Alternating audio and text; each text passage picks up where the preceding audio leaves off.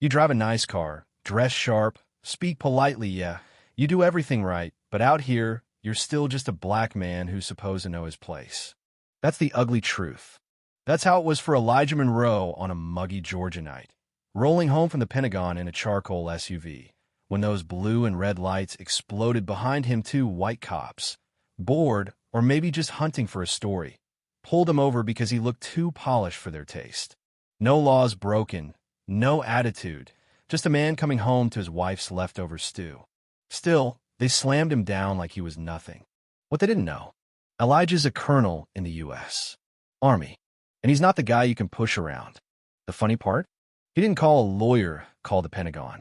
When justice wears a uniform, who's really in charge? Would this happen where you live? You tell me. The drive started out quiet. Elijah liked it that way.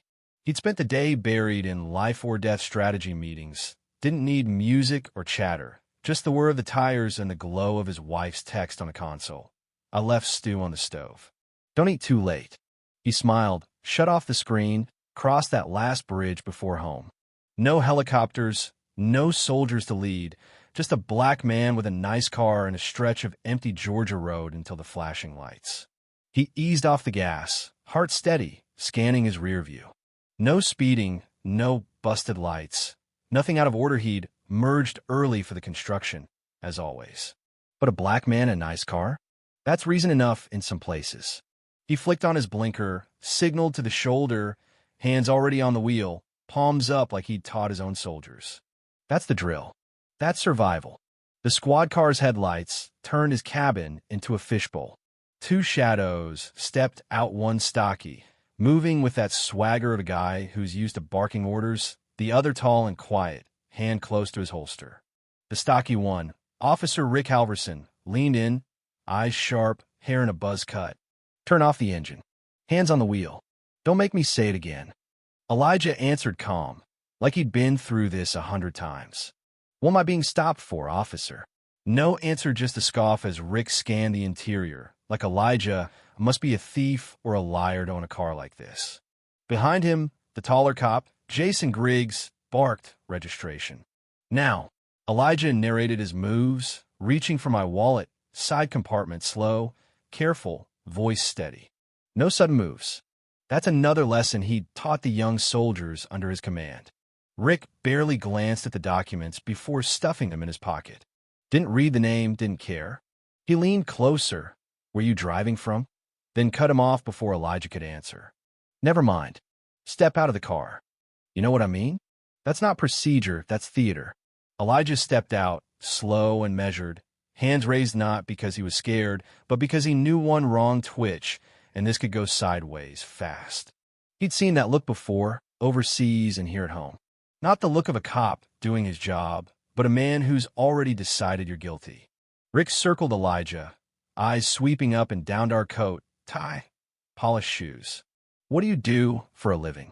Rick spat, like the answer was already written in his head. Elijah just said, I'm heading home. Rick's laugh was all venom. Home? Where's that row of shacks down the hill? The old story, the old suspicion.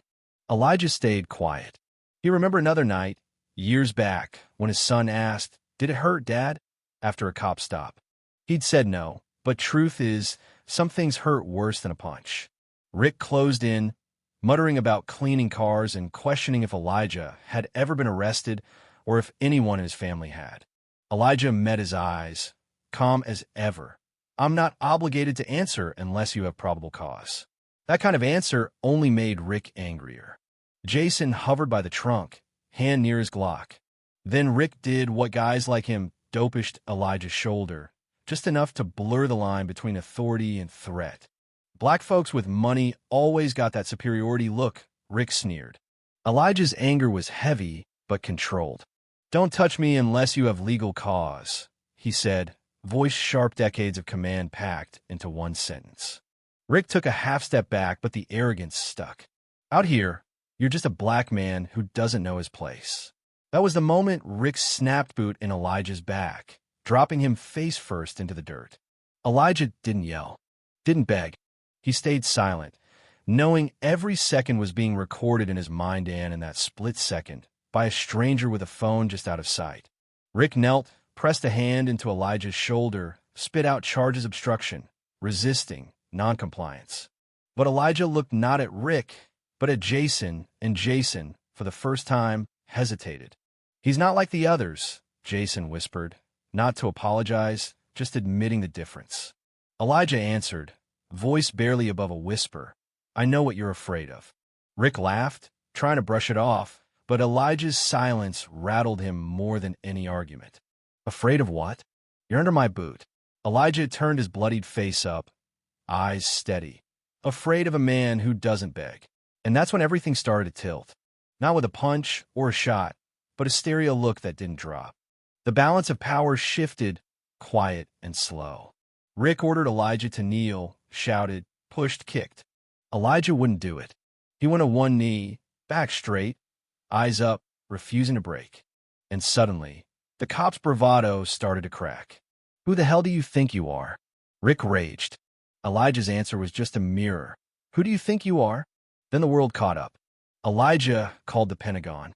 The dispatcher's voice, cold and clear, cut through Jason's radio. "You are detaining someone you are not authorized to detain. Stand down immediately." Rick froze, Jason's eyes wide. The game flipped in a heartbeat. Elijah pulled out his military ID Colonel, United States Army, Pentagon, the card that changed everything. Rick and Jason, two men who thought they owned the night, suddenly stood small and silent. The system they'd used to shield themselves now exposed them, left them adrift. Their words, their actions, caught on camera, in body cams, and by a witness, the young delivery driver, Andre, who filmed everything and later leaked it online.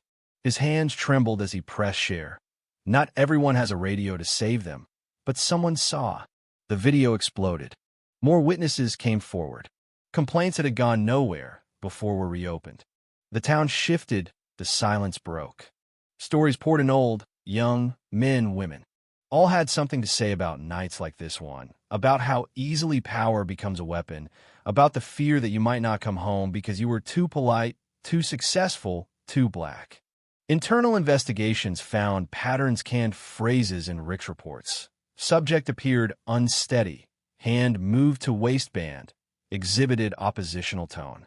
Words designed to justify force in close cases. Not mistake stools. A 12-year-old girl, Lily, wrote Elijah a letter. "I'm scared. My dad's a cop. I just hope people won't hate all police." That letter made Elijah speak at a press conference for the first time, not about himself, but for kids like her, for the ones who think they have to pick a side just to stay safe. A society where children have to choose sides is a society that needs healing, he said. The reforms came, new protocols, new oversight, old shields stripped away. Community testimony was archived, not for lawsuits, but for memory. Officers learned that silence is complicity, that the law isn't a shield for the powerful, but a promise to the powerless. And Rick and Jason? Gone suspended, charged, their culture of silence finally broken. But the real victory wasn't just in seeing them go. It was the moment Elijah, back at the spot where he was pulled over, could sit on a new stone bench one engraved, let no one have to stand up just to survive and just be a man again, not a symbol, not a threat, not a survivor, but simply a citizen with a right to go home. And before he left, he looked back at that bend in the road, at the light breaking through the trees, and wondered how many more have stories just like his, but without the rank, the ID, the lucky call. How many never make it home? So I have to ask, if it had been you, or your brother, or your neighbor, no badge, no card, just another black man out late, how would this story have ended? Wouldn't anyone have listened? Would justice have come? Or would silence have buried it for good? Let me know in the comments, because the way you answer says everything about where we go from here.